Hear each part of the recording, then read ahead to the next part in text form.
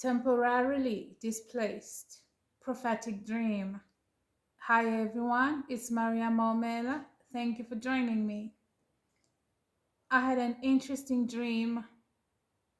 It's a long dream, it's very detailed, so let me just get to it. The dream starts with me. I I see myself walking with my 6-year old. We were fleeing from thugs, from a group of thugs, from gangsters, and I realized that I'm in this neighborhood. In the dream, I'm a bit familiar with it, but I do not know the place in waking life. Now we had fled, and we had fled with only the clothes on our backs. I had no phone, I had no purse, I had nothing. So we fled on foot. And it's worth, I don't know, I think it's worth mentioning that I don't remember anyone carrying a cell phone for whatever reason.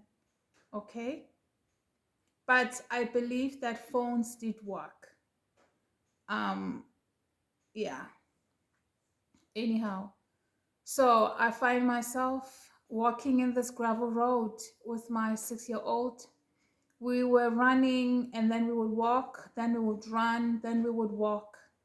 So we came across this place, at least there were buildings. The first building we saw was this huge white building on our left.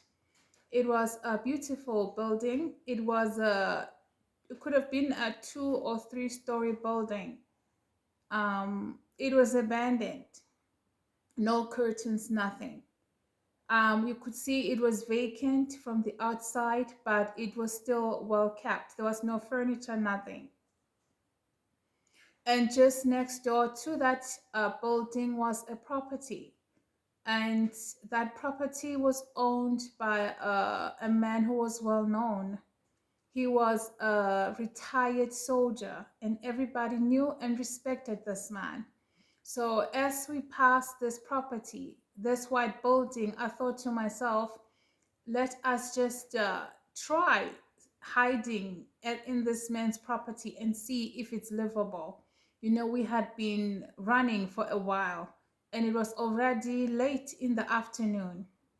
And during this time, there were people in front of us and people behind us, people in groups, people in twos, and some just walking alone. All of us were fleeing. Okay.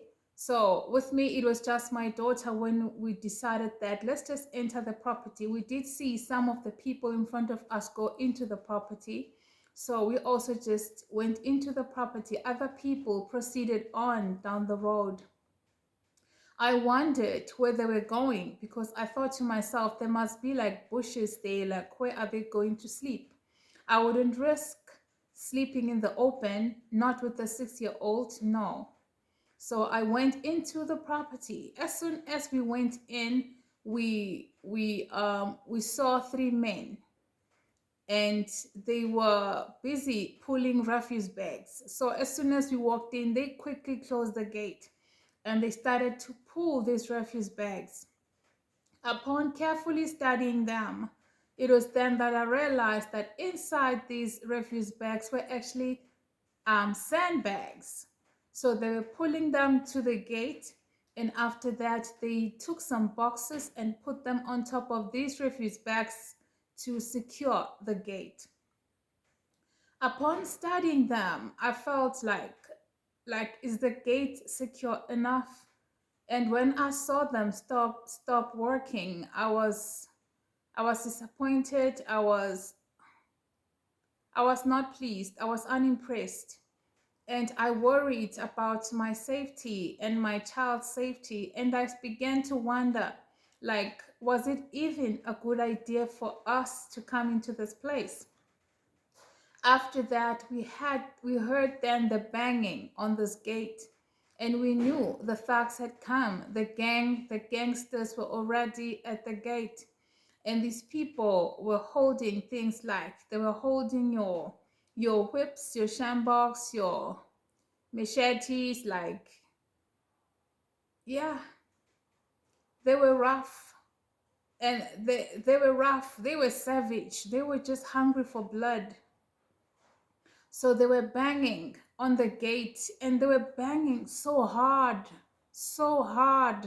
I remember even my heart began to just beat fast. So I thought to myself, now with these men putting these refuse bags, are they gonna like throw something that's gonna explode that will also injure the men? But I realized that the bags were just to secure the gate. They had nothing was going to be done. I mean, all we did was just to stand there. After banging and shouting, these people realized that the gate was secured, and then they left. To my great amazement, I mean, I was surprised. I remember thinking, like, I should have known, like, this is a property of a retired soldier. Of course, these people know what they're doing. After this, we went into the property. Okay, it was a nice big lot, and it was full of buildings that were built in a school like fashion. The buildings were long, um, like it was like different rooms that were positioned like classrooms, but they were actually rooms. And the buildings consisted of ship containers. Some were brick buildings, some were made of bricks, and some were just made of wood, like they were your Wendy, the granny flats. Okay, so they were just buildings like that all over this property. Now, as we proceeded to walk into the property, the first building we came across was this white ship container. And just through the window, we knew it was a playroom. Now, my daughter automatically or naturally just left and ran to go join the other children. I was surprised at how free and comfortable she was. I was worried that she would be traumatized and she would be clinging on to me, just showing signs of distress from the ordeal we had to go through. But it's amazing as a child, upon just hearing other children playing, she knew like she was going to have a blast. And she immediately forget about the ordeal. She forgot about the ordeal we just went through, and she just ran into that room. And with the personality that she has, like she's got no problem making friends or just being around strangers. So she just ran and left me. I felt safe, and I knew she was safe. So I am in the dream, although I did not go into the white building, I knew like there are children there and there are adults who are supervising and watching over the children. I proceeded to walk into this property, looking at the different buildings that they were there, and I realized that this was like a little village. So the people had run into this place, and it was like a place of refuge. I quickly learned that people lived there comfortably. They shared food. The owner of the property was taking care of the people, the food, the water, clothes, everything. Like we didn't lack anything when we were there. But looking at the property from the outside, you would never think that it could offer all that it offered us. Okay. And then the dream shifts into the next scene. In this scene, I see myself now. It was in the morning, and some people were already leaving. People were packing their bags and just leaving. People were hugging each other, like people were saying their goodbyes. I had made a lot of friends, and it was like bittersweet. Like we get to go home, but we have to say goodbye to this village that we created. The unity, the love that was in that community, it was like nothing that we've ever experienced outside of that property. Okay. So we were hugging each other, and people began to leave. So I had decided to leave in the afternoon because there was a routine, like there was different works and tasks that were done at different times. So my plan was to finish my tasks, and once they were done I would leave. So we were going to walk back home. We were going to walk back. So after I was done, I actually remember I came across this lady that I know in real life, and I was surprised that she had been on the property. And then she told me that she wasn't leaving, and I told her that I have to leave, and she made me feel bad. She made us feel bad who were leaving, like we were leaving our little village, and they were staying behind. She just chose to stay behind. And so I proceeded to walk. um I was facing the gate. As I was walking, I was looking at the buildings. I was looking at them for the last time. I was going home. So as I made my way, I passed the white building on my right. I called out to my daughter for her to come. I mean, she knew we were leaving. She had seen children leave since morning. So as I called out to her, I began walking, and thereafter, as I got closer to the gate, I looked behind to make sure that she was following. It was then that I saw her run. I looked at her and I had to give her a double take. My daughter was taller. It was then that it hit me. And I said to myself, oh my gosh, how long have we been here? How long? It looked like we had been in that place for at least 2 or 3 years. My daughter was tall, and I was surprised by this. It was then that my mind began to like I realized that we've been there for a while, like for years. That's why I'm saying 2 or 3 years, you know. It seems I had lost track of time. Okay. So then I just carried on walking because I knew she was coming from behind. As I got closer to the gate, remember the people were going home because everyone assumed or everyone knew or believed that there was peace and there was order. All right. As I got closer to the gate, it was then that I heard people screaming. Now I was not gonna run back into the building. I needed to know like what was happening. So I ran to the gate and quickly made my way to the streets.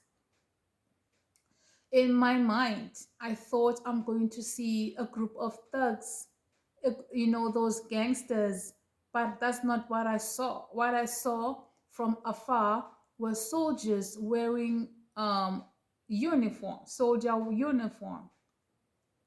I didn't understand. Like the people were running, and from the way they were running and screaming, I knew like it was just bad news.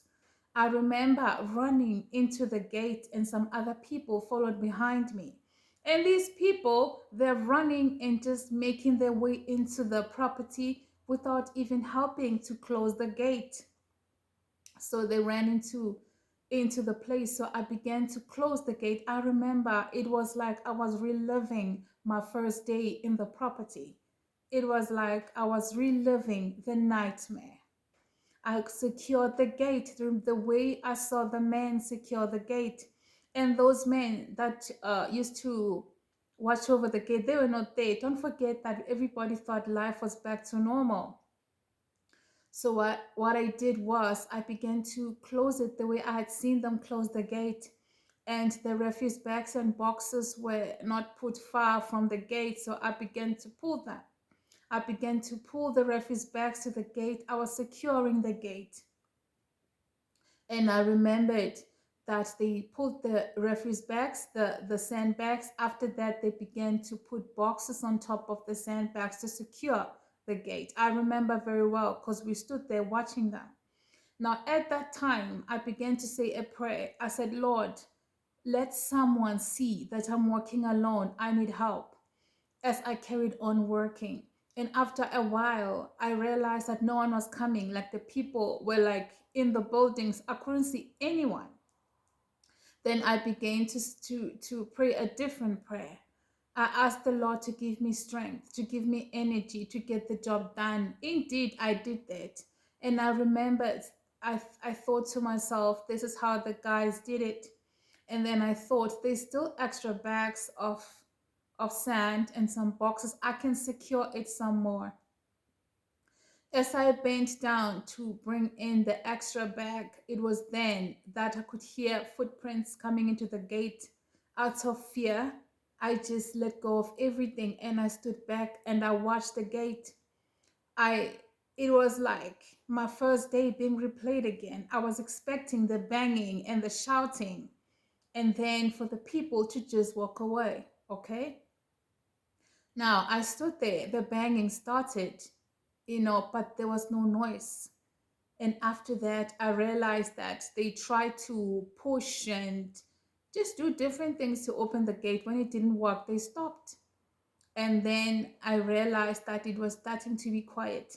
Through the cracks on the wall and some holes in the gate, I peeped through to see like what was happening. It was then that I saw the soldiers go back to the main road to go and speak with other soldiers, okay? Were by the main road, only a few were at the gate. I realized that not all of them had rifles, okay? So I looked at them thinking to myself, like, I wonder what are they talking about? They spoke for a while. I didn't move. After then, I saw them make their way to the right. I followed them through the cracks on the wall. It was then that I realized for the first time that we actually shared the same yard with the white building, that multi-level story building. We actually shared the same yard with them, but you never would have guessed. For you to know, you should have been like inside the house looking outside the window to be able to figure this out. Then I ran to the kitchen door, which was I ran to the kitchen door, which was locked and secured, but they could kick it and break it down. And then I looked through the window. It was then that I saw on the front door by the window. It's like I could see. I could see through the window looking at the main road, and I could see the soldiers standing in front of the white building. And I knew that they had to just come into the white building, break it down, get inside, use the the back door, break it down, come to the yard, and then they'll make their way to where we were at. Common sense kicked in that I needed to secure the kitchen door. A dream being a dream, I understood that if I could just secure that door, then they would not be able to get to us. So we could secure this property, but there was only one problem. The sandbags and the boxes were only put close to the gate of the property of the retired soldier. So I had to run. I began to run and I took the first bag and then I went and I put it by the door. I ran again to take the second bag. At this time, I was starting to feel discouraged and a bit weary that I have done all this work. By this time, someone surely must have come. Someone must. How come no one sees that I need help? You know, perhaps they'd come to check. Perhaps they looked from afar and they saw that the gate was secured and they thought I don't need help, but they didn't see that there's another problem, whatever that was keeping them from coming to me. So I took the third bag and I could feel myself getting tired. And I took this bag and I put it at this time. When I took the third bag, I actually tried to take two, but I couldn't. I had to take one and I took the third one and I wasn't even running this time. I was just walking and I put it by the door. And then I thought to myself, well, let me just quickly go get some more. So I ran again. I was going to need at least 4 to 6 bags to secure to secure the door. And after that, I would need some boxes that will sit on top of these bags to secure the door, just like we had done in the gate. So I ran. On running, I was already feeling tired and weary. So I was supposed to get another bag, but now I was also trying to encourage myself. So instead of taking a refuse bag, I actually took a box because I was trying to encourage myself, because I was supposed to put the bags and then start putting the boxes. I felt if I started to put the boxes in place, it will make me feel like I'm making progress. So I took a box, and then I made my way. At this time, like I said, I was like now tired. I couldn't run carrying this. I just walked with it. I went and I put it on top of the refuse bag, and then I looked through the door. It was then that I saw the soldiers standing on the front door of the property, and one soldier just happened to turn, and then he looked at me. Our eyes met. I froze. It was then that he knew that they just had to, like, they were right. They just had to break into the property and they'll get to us. Again, common sense kicked in. I was not going to make it. Not alone, no. So I thought to myself, like, I'm not gonna play hero. I'm just gonna run into the property. I'm just gonna run back. And once I get into the property, I'm gonna start screaming as loud as I can so people can at least know that danger is here. And my concern was that on entering this property, the first building I came across was this white ship container, and that's where the children were. So my plan was to scream so that they can at least remove the children and at least go hide them at the end of the property. That was my plan. I was tired, but I had the energy to run because I knew like there was no time left. Upon now, I had made the eye contact with this man, and then I turned around. It was then that I started to think what I was gonna do next. I'm thinking all of this while running, and then it was then upon looking up that I saw two men and two women running as fast as they could. And I remember thinking, like, at last the people are here.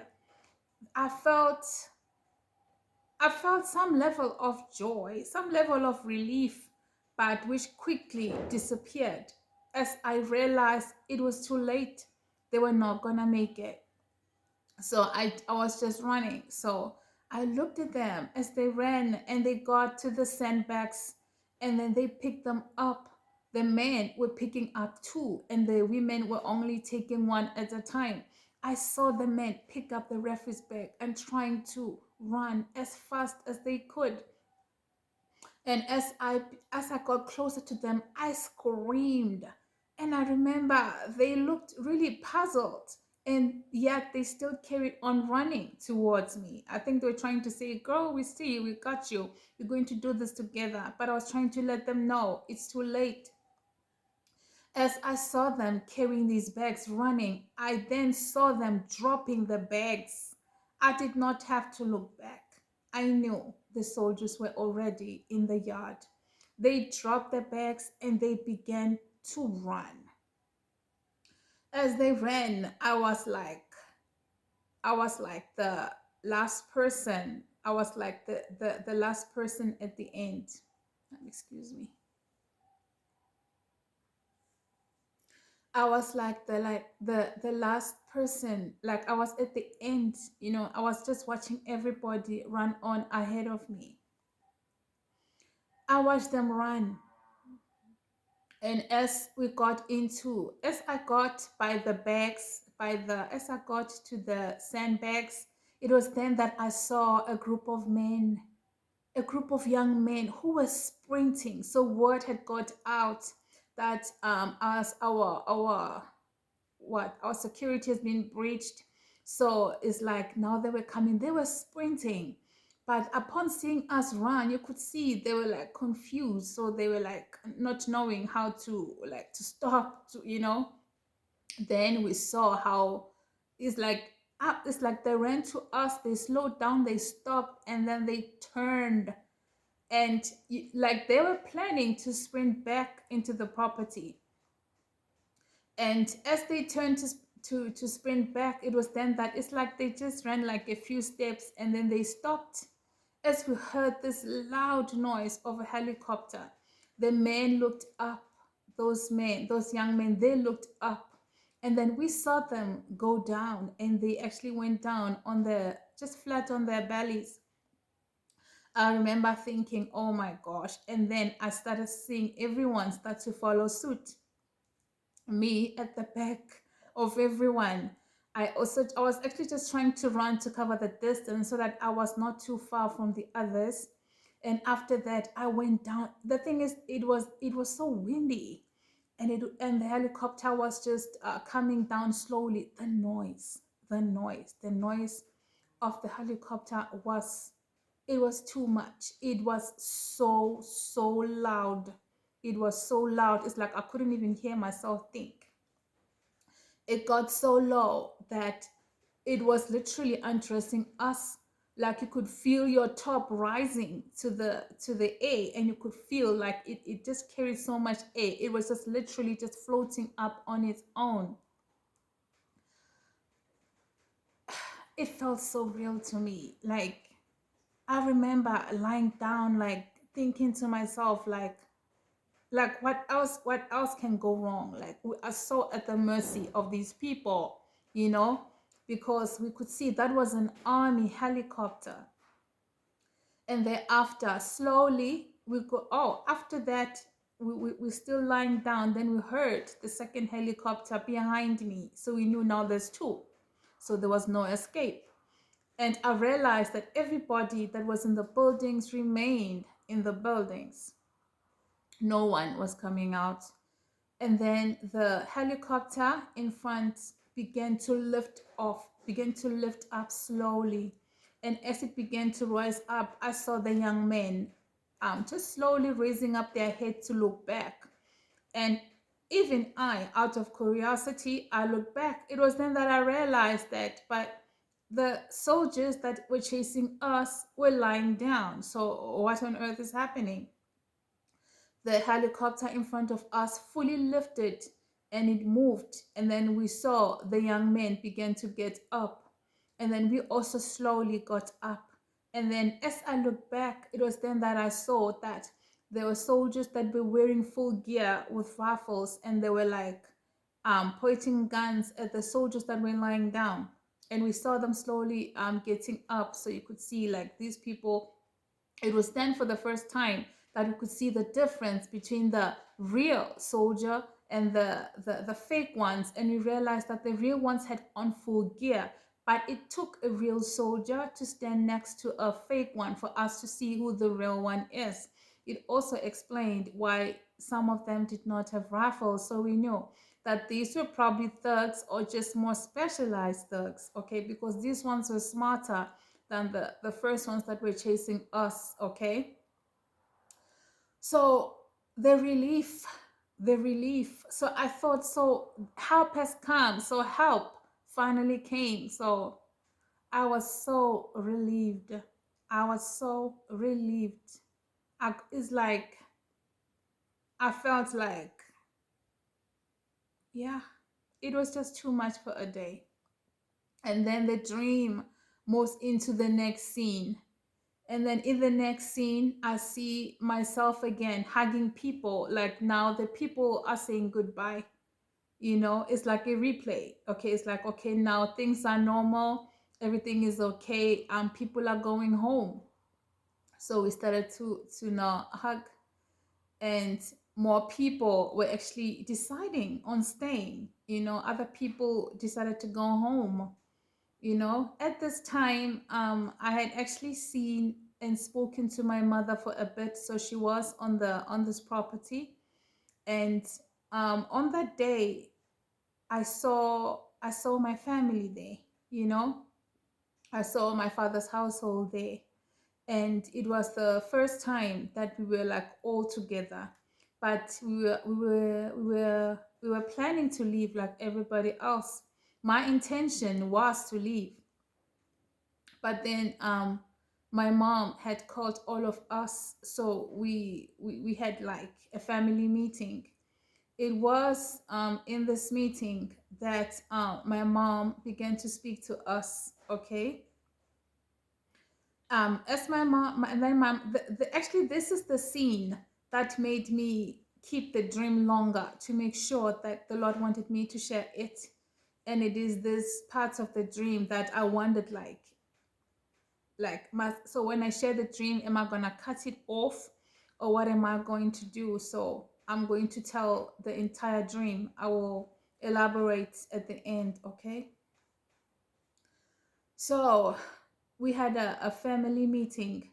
It was then that my mom said she was not going to leave. And we were like, oh, so you want to stay behind? And she said the owner of the property had asked for her hand in marriage. Now, my mother is a widow, you know. I remember thinking, oh, wow, so okay, okay. I was trying to like process this whole thing. And I thought to myself, well, he's a good man, he's a good leader, he's respected, you know. So I think he's a good man, he's a good man for her, you know. And I thought to myself, oh wow, like wow, so we're going to have a new dad, okay. And then I'm like, well, my mom is a beautiful woman, like I should have seen it coming, you know.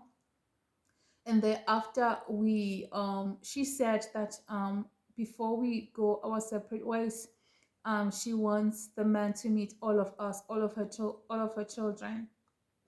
So we went into the man's office. The man's office was a Wendy, was like a Wendy, okay, a wooden house, a wooden room, yeah. So we went inside. It was very cute, it was cozy, it was actually open, and a complete office. So we went in. It was the first time I had gone into the office. I think it was the first time that any of us had actually went into the office, okay?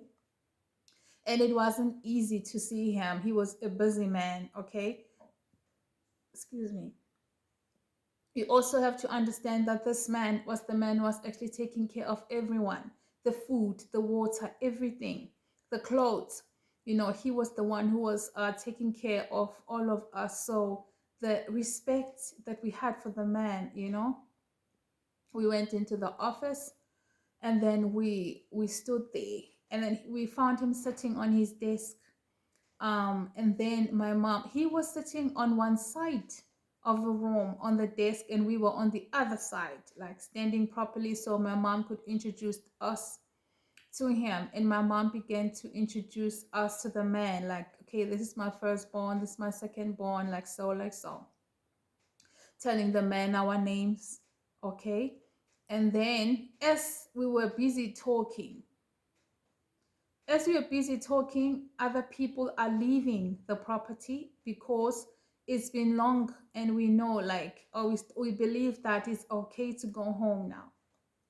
So we are in the office, and then we heard a knock, but it was more like a banging on the door. And we quickly looked at the door, you know, like frightened. We like jumped, you know, we were startled. And then we saw a hand holding a police badge, and we knew it was the police. And after that, they kicked the rest of the door open, and I didn't understand, like, why so much violence.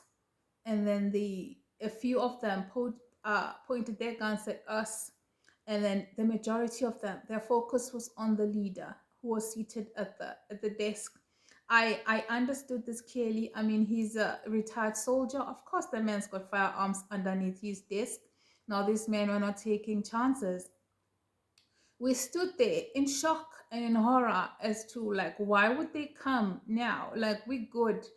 You know, when we needed them, they were not there. Like, we were actually saved by the soldiers, you know. And it just made sense that he's the one who probably called for backup, and they came to help us, you know. And then and then the policemen began to go around him, and some were standing behind him. And during this time, he had been told to quickly raise his hand his hands, and his hands were now at the back of his neck.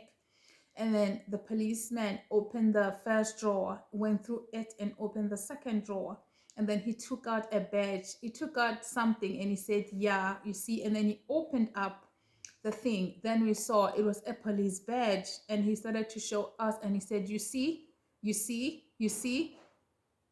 At this time, when they were busy searching the desk, we were already complaining, like, "What are you doing?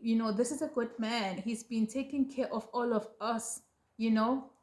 You know how many people have found refuge in his property. Like, why are you doing this? Why are you harassing the poor man, And the policemen didn't care. They were just looking all over. But one thing that was very weird was that as I looked at this man, at this retired soldier, there was a calmness and a peace about him. So this man knew that the police were onto him. He knew when they left that they were coming for him, and he started to prepare his mind, and he was ready to be arrested. But we didn't know that.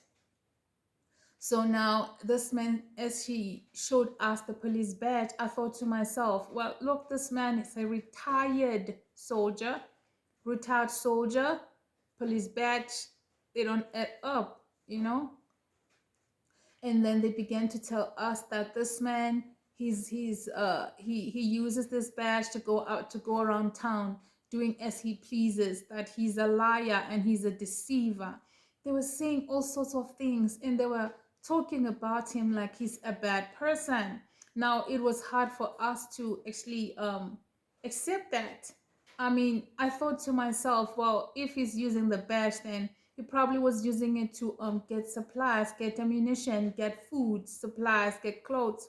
He was doing it for the people. I was already like justifying everything in my mind. And they were like, "You do not know this man. You do not know like who you are dealing with." And then they took him and they put handcuffs on him and they walked out with him. And then I started to think, and I'm like, what else do we not know about this man? Like, what do we know about him?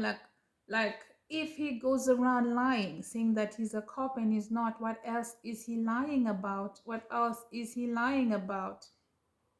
And if they say he's a deceiver and he's a dangerous man, does that mean he's also like a thug? Like, has he done bad things? Has he hurt people? And I thought to myself, well, maybe he is a good leader to us, but he could be a dangerous man. What if he really is not who we think he is? Yes, he does good deeds, but what if he's not who we really think he is? And I thought, and if he's lying about being a cop out there, lying to people, deceiving people, what else is he lying about? What else is he lying about? So we just stood there like the entire family was silent. No one said anything. As the police took him out, we now realized that the entire mob was already out of the office and the people were just shouting and making a noise. And we could hear the cops trying to calm them down, trying to explain the whole thing to them. I even feared for the safety of the cops. I thought the people were gonna, like, I don't know, like overturn the police van. But I don't know what they said to them. But the people allowed them to pass. they we could hear the mob as they walk away, as they made a noise. And then we slowly made our way out of the office. No one said anything. And as we walked out of the office, we were just walking, looking at the buildings, looking at the place, looking at the garden, looking at the entire place. And we realized that it will never be the same without the leader. It will never be the same without the retired soldier. The safety that this place offered, like, it was gone. If it's gone, like, who's going to run the property? Who's going to maintain it? Who's going to take care of the people? Where will protection come from? You know, this place this place meant nothing without the man. All the people, even the people who had decided not to leave, they were leaving now. the place could never be the same without him. So we were all just saying goodbye, or in our hearts, we're just saying goodbye to the place, like looking at the place we have loved, have grown to love, and have found safety and refuge. You know, yeah. And then the dream ended with us walking, and I remember thinking, well, it's back to normal. We have to go back home, back to reality, because prior to that I was already contemplating on staying there, you know, because some of us had said, look, if our mother's gonna stay out here, then we'll also stay. Not all of us will go, so she won't just be alone out here, with a new husband. She'll have her family too. All of that changed in an instant, and then I woke up. I woke up and I just laughed, excuse me, nah, it's the sun. So I woke up, I'm like, Lord, are you calling me to make movies? I told my daughter, she's like, oh wow, that'll make a nice movie. I'm like, I know, but like, it was so real. It was so real to me. I know the long dreams that God gives me. Like, they are so real to me. I even remember the weather. I remember the warmth of the sun or the heat of the sun. Like, they are that real to me, you know? And as I said to her, no, like, there's more to this dream. So I prayed about it. I waited for the Lord to tell me more, to reveal more, because I knew if the Lord doesn't add anything to it, then it is as it is. So I've had this dream for like a month, and the Lord did not say anything. So the things that God has revealed to me, like, which are like a month to 3 months, I usually just release them as it is, because if I feel led that, okay, God is not going to add on, then I just release them. So I just felt ready to release this dream. Now, when the Lord wants us, this is a warning dream. When the Lord wants us, He doesn't give us dates. Now, of course, I do not want to be temporarily displaced anywhere. I love my home. I love my space. I love my privacy. I love the security that it provides. I love, I who wants to be displaced? Who wants to be displaced? you know but then I thought to myself that God is a loving God. God is saying, like, whatever happens, like, I got you. I'll protect you with those that are with you. I will be with you. I'll take care of you. You'll be well provided for, even if it means that God will have to use a thug to bless us. It is what it is you know so this dream has got just different things to it. I could begin to break it down, but I would rather leave it as it is. The Lord just leads me to just leave it as it is. As long as I've told the dream, the entire dream, I've done my part. Okay? So yeah, that is a prophetic dream. I know it's a lot, but it is a prophetic dream. And yes, the Lord is speaking. So yeah, thank you guys. God bless.